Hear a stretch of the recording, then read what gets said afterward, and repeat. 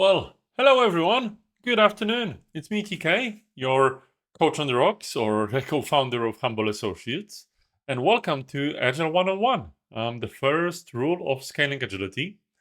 It's me here in my cloud office in London.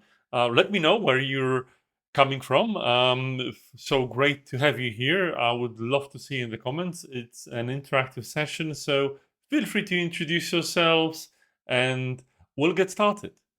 So, as I said, I'm the co-founder of Humble Associates. Actually, I'm usually doing these shows with my wonderful friend and business partner Arif.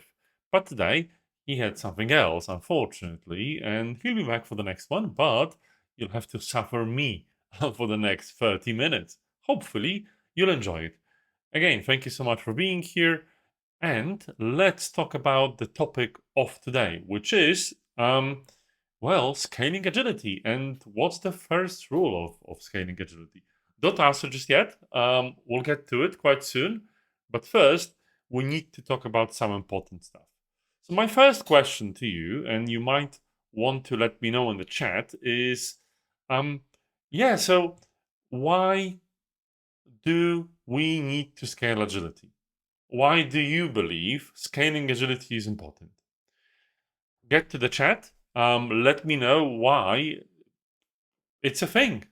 Why is it that you might feel in your organization, your team, actually putting agility to scale is a good idea? Because to be honest, we all have different reasons. I have to say that a lot of the time, what I see from companies is they treat scaling as sort of a sexy word, as in, oh, we have to do projects and programs and scale. And sometimes it's just, doing it for the sake of doing it.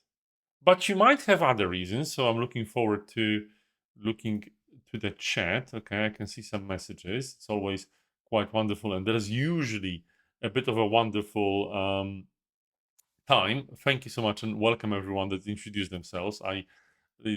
The comments are coming in a bit of an erratic fashion, but I'd like to welcome everyone. I'll try to keep on top of the comments. But the important thing is the reason for scaling. Well, a lot of the time, companies scale because they need to deliver large products or programs. For instance, you have an iPhone to deliver, or maybe a Boeing 787 or some new medical equipment. It's hard to do it with just a single team, isn't it? I think it actually is. But there's some misconception that people have about agility. So before I answer the question of how and what's the first rule of scaling agility, let's talk about the sort of an elephant in the room, which is many people basically make this sign, which is agile always equals Scrum and Scrum equals agile. I think that's a bit of an issue, just because they're not always the same. People say that Scrum is one of the concepts under the umbrella of agility, but the problem is agility is much more than just Scrum. I think a great way of putting it has been actually done by Tobias Meyer, my friend and one of the Agile trainers in London. And thank you everyone for introducing themselves. Don't forget to answer the question why you might want to scale agility. That Scrum is not an Agile framework. It's a framework, definitely, but not necessarily has to be Agile. By the way, Mary, it's great to see that scaling agility will help you improve culture.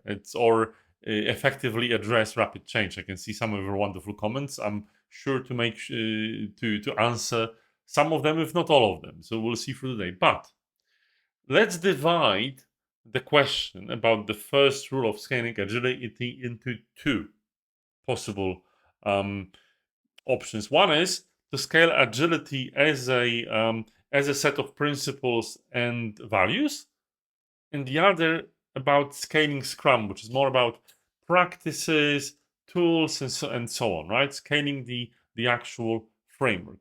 Because so many people are equating Agile to Scrum, chances are that when they say scaling agility, this is what they really think. Hello, Shade, and thank you. Scaling agility is everyone in the organization speaking the same language. You have some great answers, actually, and we'll get to them.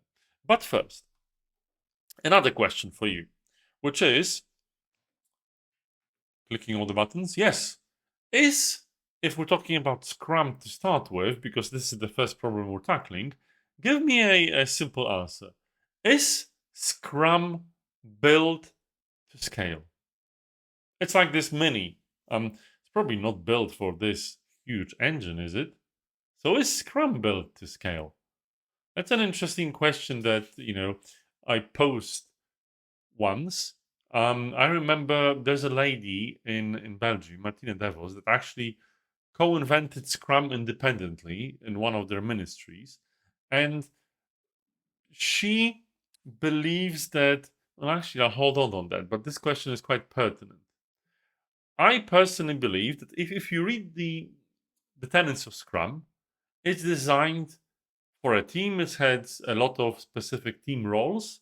So yeah, so is it built to scale? Is Scrum like this car, as in, theoretically it's not built for the engine, or it's a framework that can accommodate scaling? My answer is, I think when they've designed and codified Scrum, the authors might not have had scaling in mind. So by default, maybe they didn't think they needed to scale Scrum. Or maybe Scrum is designed for something else.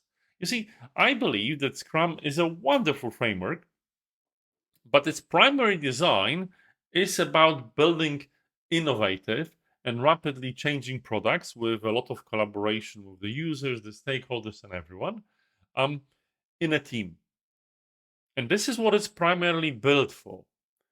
It isn't built for delivering these huge programs and doing a lot of the things that you yourselves have answered, like getting everyone in the organization to speak the same language, or change the culture, or maintain and change the organization itself.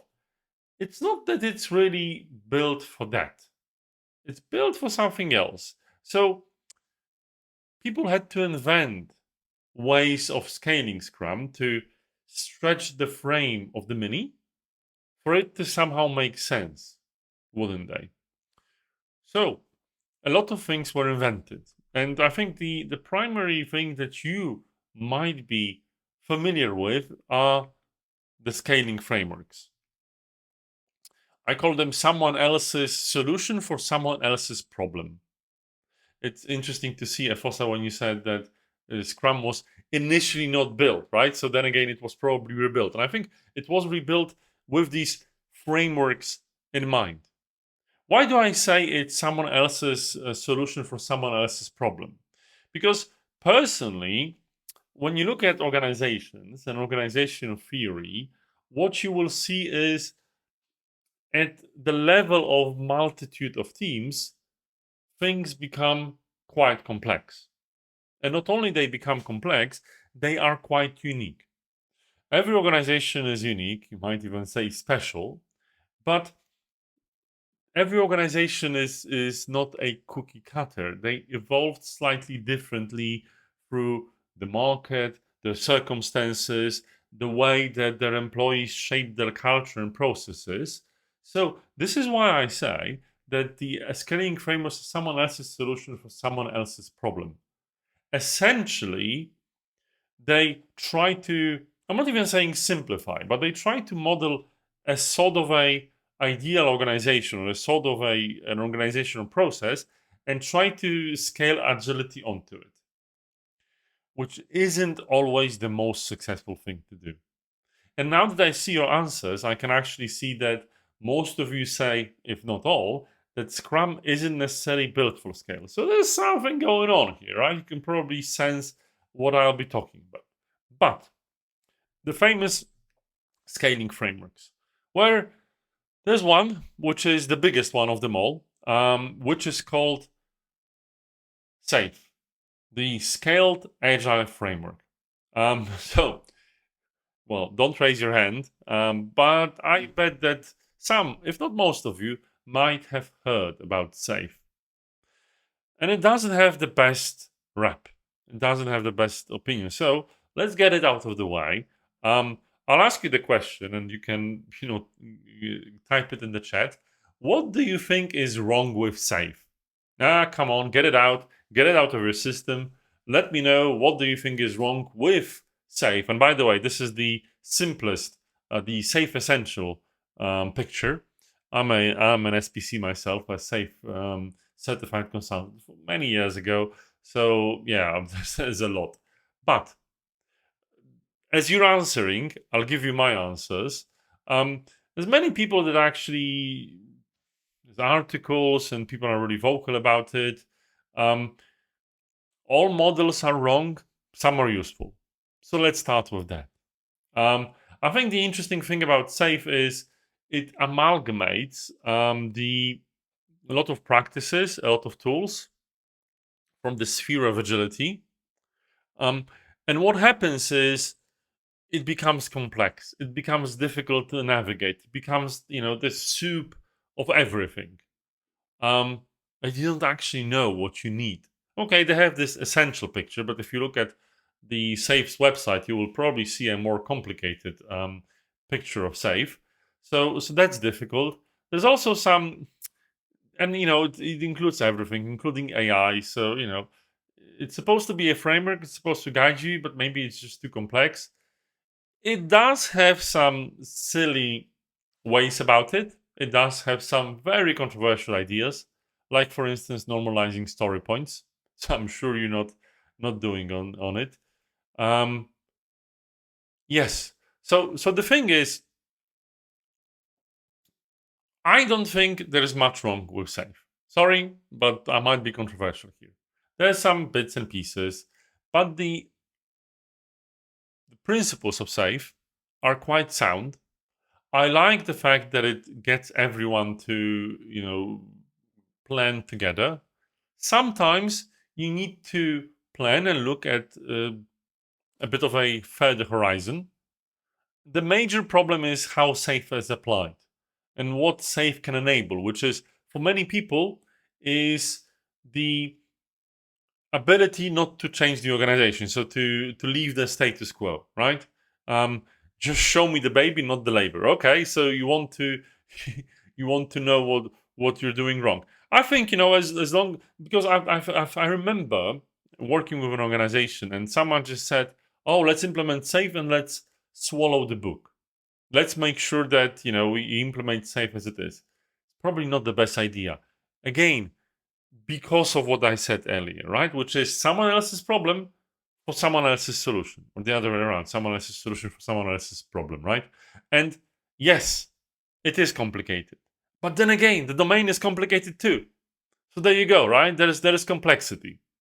So people are thinking, well, okay, SAFe is not the answer, even though I have to say it's very popular in the market. So they look for other frameworks. The other one that's very popular is large scale Scrum, also known as LESS. Now, this one gets a very positive opinion. And this one, is the favorite of many people. But when you look at it, what you wonderful people are saying in the chat is that, SAFe is too complex. That one looks complex too. Right, okay, maybe it doesn't have that many icons, but it at least has some. So, okay, so, well, the question is, can you solve a complex problem with a very simple solution? Might be a bit of a challenge. So the thing about less is this one is good. Yes, well, Gregor, the thing is, all are bad. I'm sorry to say, but there is always someone else's solution for someone else's problem. At least this is my personal opinion. Less has even better principles, but unfortunately, it isn't evolving too much, and at times it's a bit naive. There are some concepts at it that are very black and white. And the world isn't that black and white. I'm a certified less practitioner myself, and I've been through 1.5 of implementations of less. And it's also very difficult. And it suffers from the same problem, which is someone else's solution for someone else's problem. Still, you might ask, all right, TK, so what do we do? What would you recommend? And I would say, look into these frameworks and cherry pick.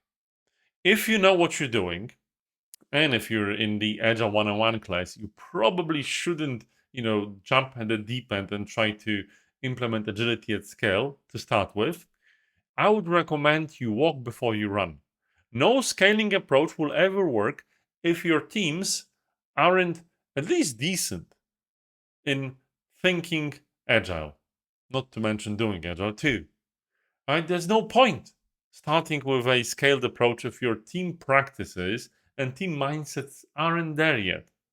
Don't try it. Afterwards, you will understand after a while what your organization needs, and learning about these frameworks will help you cherry pick the practices, the principles, the values that you actually need that can help your unique organization. So my advice is hold your horses. Get your team level agility in place, and then you can think about scaling. And if you really know what you're doing, you shouldn't have a problem with a framework because you'll find your own solution for your own problem. That's the way to go about it, right? That's my personal advice. But this is probably, and this is not the first rule of Agile I wanted to talk about. So if you think about it, we talked about Scrum and we talked about the practices of Agile. But Liz Atkins, with her wonderful definition of agility, says that the Agile mindset is being able to adapt to the complex reality. So if you look at agility, devoid of the practices and framework and focus on what a lot of you have indicated, you will actually start thinking about what's the first rule of agility. What's the first rule of scaling agility? And I've been given this answer, and people have been talking about it for a while. And for a while, I just didn't know why. But at one point, I finally understood that the first rule of scaling agility is don't. Don't scale agility at all. So, okay, well, I remember I was working with a consultancy once, and when was it? It's like 2019, and I've said it with a lot of fuss and so on, and they said, whoa, whoa, whoa, whoa, whoa, TK, you can't say a thing like that without explaining, right? You can't drop a ball saying that you shouldn't scale agility, and just step back. You have to explain what it is. So, as promised, I will. The reason why you're not supposed to scale agility is there's actually not much to scale. When you think about the mindset of agility and the way you are agile, it's just people's hearts and minds. So don't talk about agility. Well, that's it's a nice one. I actually use it. I will give you a thumbs up. So with one company, I actually have one rule that I introduce with them quite quickly, which is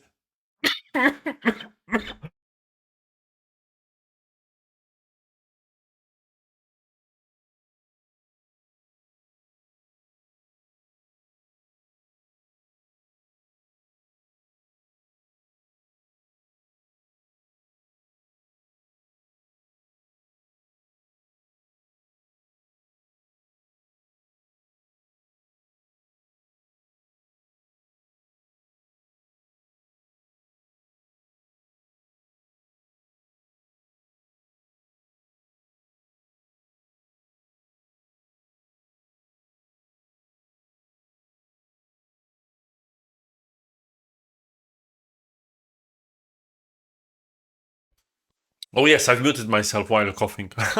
This is why I always do this with Arif, so he can jump in when I'm out of breath and out of voice. Thank you for reminding me. Just wanted to say that because agility is the way you think, you don't need to scale it.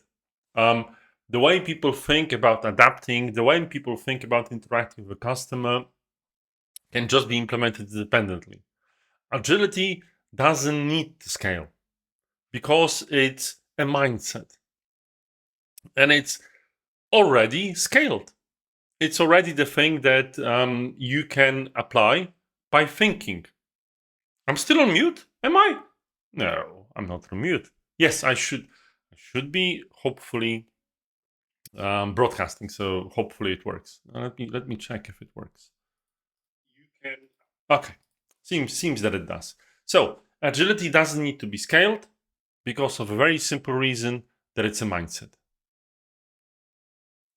With that in mind, this is something that we ourselves as humble associates preach a lot. And when we're teaching agility, we're doing it from the point of view of the mindset and not necessarily only the principles and practices of Scrum. It's really important for us that we don't focus on that because inherently, a lot of people are either preaching Scrum or actually doing agility in software. A lot of what I've said had nothing to do with software. So I have something special for you, dear listeners and dear viewers. Because you're here, you have a chance of participating in a special offer we have. So we've been training agility for a while, myself and my team. And what has happened is there is a course that we've developed. We've been doing B2B for companies. And there have been a lot of you asking us, okay, can you do it? Can you do it publicly? Would we be able to join one of your courses? Now is the time. So today we wanted to premiere something with you, which is the Agile Fundamentals course by Humble Associates. It's the course that will, first of all, focus on principles, not necessarily only practices. It's for non-techies, so you don't have to be a developer or anything like that. You don't have to be technical at all. And it's certified by IC Agile, so you will get a recognized industry certificate. It's 5 modules, and we're starting in the beginning of November. And you can easily sign up. It's online. It's delivered in small chunks, fully interactive, with our wonderful brand of humor and lightheartedness. If you're interested, we've got something special for you. So you can go to humble.associates/fundamentals or scan the QR code. And for the next 2 hours, oops, what happened there? For the next 2 hours, we've got a special promotion for you, a special deal. 25% off. We think that you, as our audience, you're quite special. You always come for us, and we thought that you should be the first ones to actually see this. So yes, especially for you, 2 hours from this very moment, you have a chance to go and buy it for 25% off. The beauty of this course is certified, modular, and focused on principles, and you will be able to learn a lot of what we spoke about throughout the Agile 101s. With this, I hope that you can make your way there and see if it's for you. We give you quite a discount, so you can see the discounted ticket over there. And yeah, I'm hoping that you remember the first rule of scaling agility, which is don't, because it's someone else's solution for someone else's problem. I'll leave you with that, and hopefully I'll be able to see you soon. Bye-bye.